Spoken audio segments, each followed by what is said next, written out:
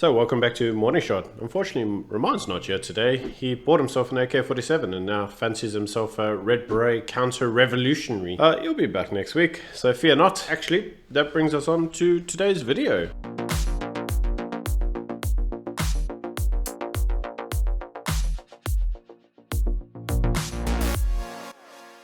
Julius held an EFF rally in the Western Cape. In the rally, he was addressing his supporters around the growth of the EFF in the Western Cape. The rally itself was highlighting that the EFF is only a 3% party in the province, and Juju was basically asking, what can we do to grow the support of the party in the province? With that being said, Juju made some inflammatory comments whereby he drew reference to the fighters' defeat at Brackenfell and specifically had this to say. You went to a school here to protest the other time and you were beaten by white people.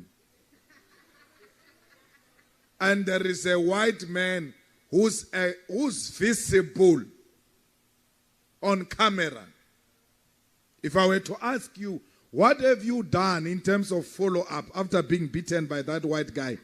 Why have you not, as a revolutionary organization, followed up on that guy, him alone, to check that guy in an isolated space and attend to the guy properly?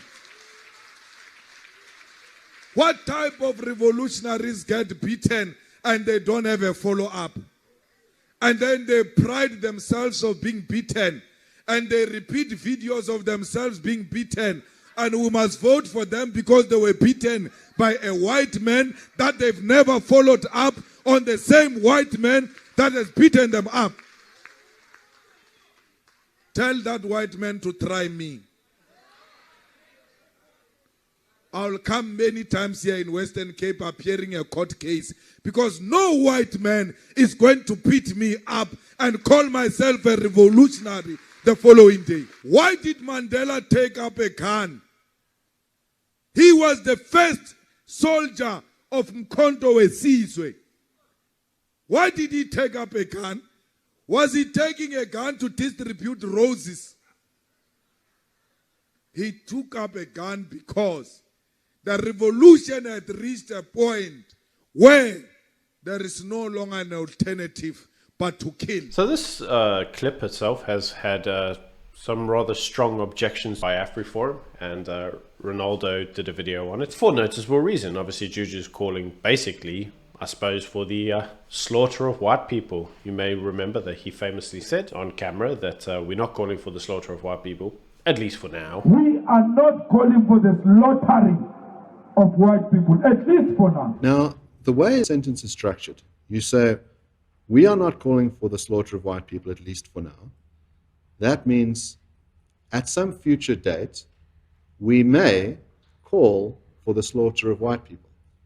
Is that correct? Let's deal with that at that future date. I don't know what's going to happen. And here you have him on camera now saying, well, actually, the revolution is going to need deaths and killing at some point. A revolution demands that at some point there must be killing, because the killing is part of a revolutionary act. Now you may look at that and go, well, what exactly is Juju talking about? And to understand it, you suppose you have to have a little bit of an understanding of the EFF mindset, which is, remember, the EFF is a socialist/communist type party, and they fancy themselves as being the modern day version of Mao's cultural army in China, which obviously led the Cultural Revolution, which started in 1966 and ended in 1971.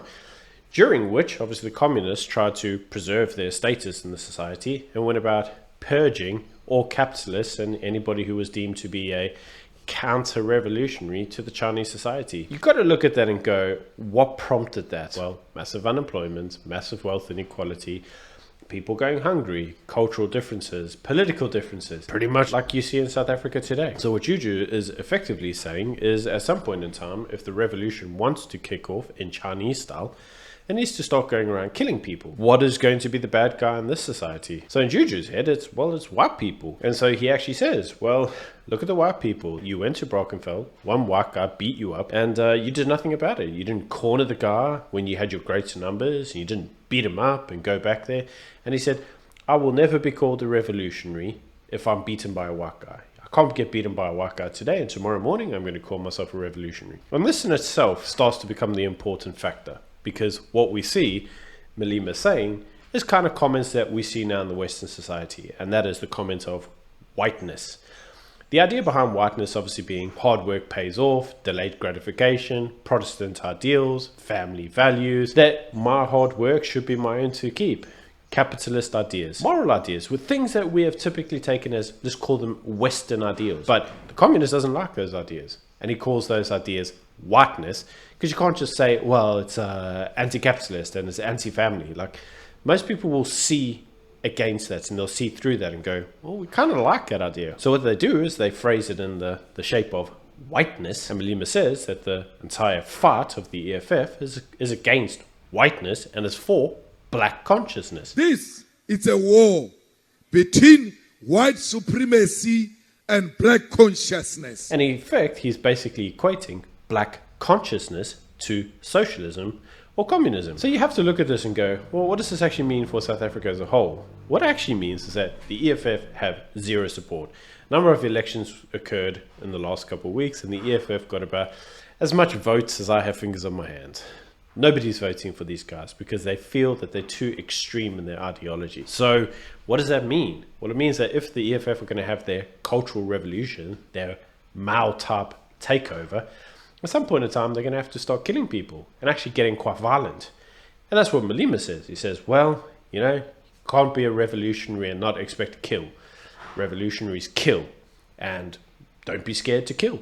At some point in time, he says, we're going to have to kill. So is this really surprising? Well, no, it's not. It's not surprising. This is the same guy who assaults police officers. This is a guy whose party went in the Eastern Cape and said, if you don't do what we tell you to, in other words, shut down this cliques, we will burn down this entire hospital with everybody inside. This is also the guy that goes, let's sing songs about killing Boers and farmers, and we'll glorify it because, history and apartheid and stuff. So is it really surprising to see these kind of utterances come out of this guy's mouth?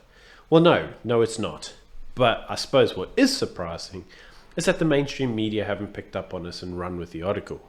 The article itself seems to be, well, left to us to pick up. Malema is able to do what he's able to do because of the Human Rights Commission.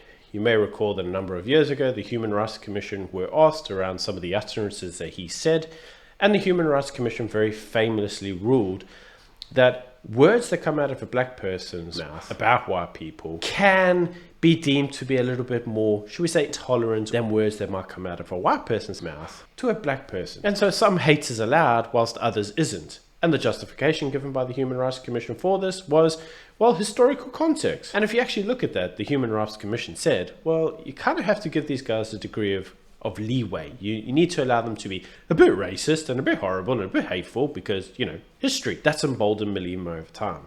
And what Malema's seen is that he can basically do whatever he wants and there's never any consequences for it. And at some point in time, as the state gets weaker, as government gets weaker, you can expect the bullets are going to start to fly. The question really becomes, how many people will be left standing behind Malema's side when the bullets actually start to fly? What does the ANC really want to see? Does the ANC really want to see this kind of violence? That kind of violence doesn't help the ANC. The ANC is a party that just wants to enrich itself. They're not as ideological as people try to pretend they are.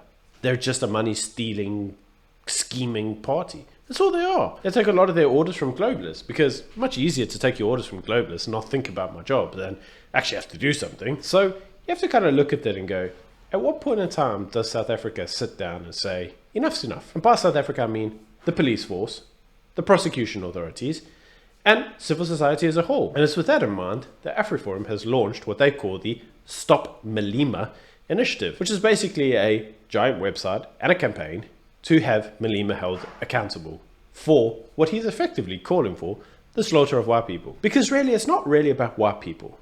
And that's the key thing for everybody to take away from this video. It's not about you being white. It's actually around the capitalist idea of whiteness, the Protestant ideas that the West always stood for. That's really what he's fighting against. If you want to be a white person but follow socialist ideas, well, that's okay, because that's effectively black consciousness and his ideas.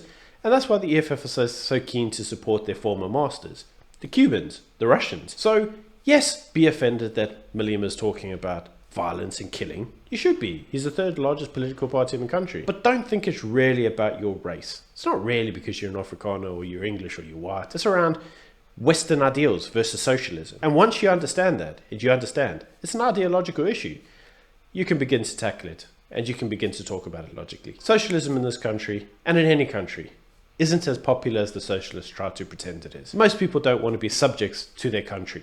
They want to be citizens to their country. They don't want to be subject to the whims of their state or their communist masters. So bear that in mind next time you see this stuff. Despise it, hate it, but don't fear it. It's just another clown doing his Teletubby things. Teletubbies. Teletubbies. Say hello.